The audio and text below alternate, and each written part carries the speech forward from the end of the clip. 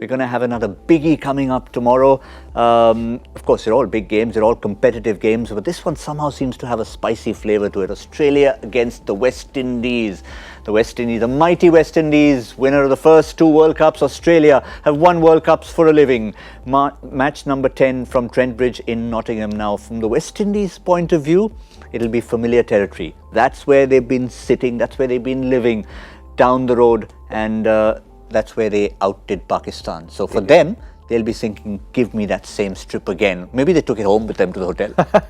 No, no, but I think they want a fresher strip, especially against Australia.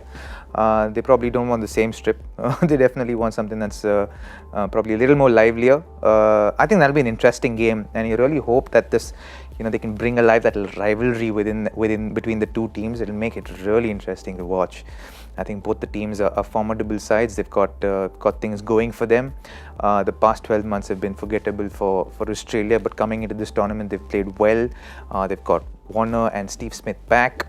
I think things are going well as far as Australia is concerned, and they seem like they're back together as a unit. But with West Indies, you can never really write them off. Yeah? Exactly, and they've had different kinds of victories. Australia, sort of a little bit of a clinical victory against Afghanistan. Maybe they hadn't ticked the kind of boxes that India ticked. They would have liked more of a challenge to start the tournament. They've had a few batsmen up the order, but maybe not enough in the middle order. Let's have a quick look at the Australian team and see if there's any reason for them to make any changes, to tinker with a winning combination.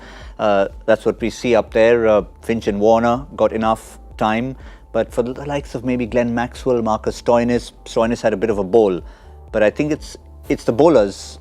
Would you still play those a second spinner? Nathan Lyon missed out against Afghanistan, perhaps because of the surface. I think Pat Cummins, Coutinho and Mitchell Starc, they are the deadly combination. Left arm fast bowling, two left arm fast bowler Mitchell Starc, and then 2 pace bowlers, they right-handed. They are quick. Are you going to say this on Sunday as well? 140, 145 per hour. Of course, it's going to be a good game because India coming out with a winning note, and they had some players, those who in form. Rohit Sharma, Shikhar Dhawan, of course, missed out today, but I think he's a good player.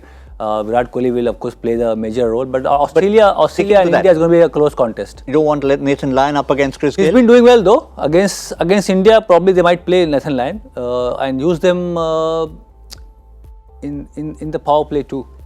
I have a feeling they might just swap Lyon for Zampa, because knowing Chris Gayle, if he gets in, he generally has this the habit or the tendency to pick one bowler and then just go after him. And that could be Zampa. And that could be Zampa.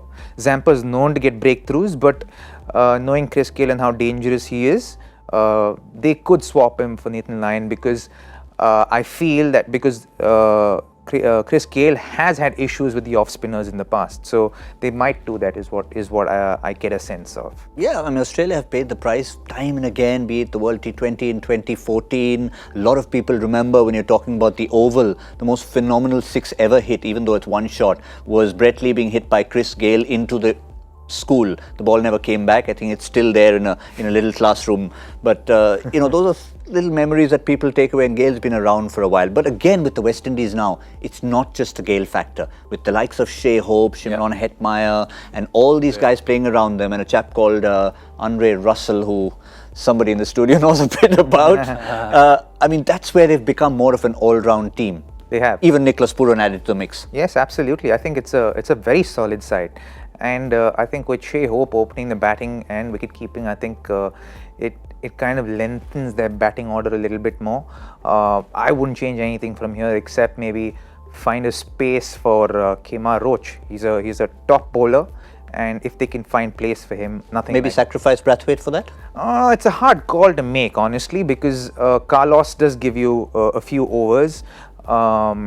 But having said that, Jason Holder is going to bowl 10. Andre is not going to bowl 10. If he's going to bowl, I think he bowled about 4, maybe 5 overs at the most. Knowing how his knees are, he's not going to look to bowl too many. I think he has to get used to bowling that volume of overs before you see him bowling. So maybe in the back end of the tournament, you probably see him bowling 6 overs maybe. So but now you look at Russell Brathwaite as a unit almost. Yes, yeah. You probably see them as one bowler who'd probably give you 3 and 4, and then the other guy will probably give you 2 and 3. But I think Jason Holder will bowl his 10. I think Cottrell will bowl his 10. Holder's bowling with a new ball. He bowled Holder's the bowling last new ball. first game And against with a new Holder, ball. because of his height, he's quite challenging to play because he may not be the quickest, but his bounce from good length and the fact that he can get the ball to bounce from that length makes it very hard to play shots on the up to him. Also, they might think about not bowling too short because first game they bowled against Pakistan. Lots of short deliveries. May not work against Australia. Exactly. But I'm sure they have getting had out. a team talk. And I guess Surely. if there's one box that they probably need to tick, it's Junior Ara in the form of Darren Bravo, because he's just not finding his form at the moment. And, I mean, they want him to come to form at number 3. Most experienced player, I think I was seeing his number of matches he's been playing for like many years and didn't get going. First match he got out cheaply and he had to, of course. He did seem a little out of sorts the way he got out. He got like beaten for pace and he was a little late on the ball and nicked it. But I think, it's okay to have that kind of an issue at the start of the tournament, as long as you're not at the back end of the tournament facing the same issue. Then it's probably too late. But I think now that they've got 9 matches, if they play him for 3 games, and if he still 3 or 4 games, and if he still doesn't perform, then it's time to change man for man, right? And they can act with the batting that they have and with the ability that they have as far as batting is concerned. They bat very deep. They can actually, add an extra bowler instead of Darren. Absolutely. They can also do that. They have the luxury to do that. What it does tell you, it's going to be a fascinating contest, Australia versus the West Indies.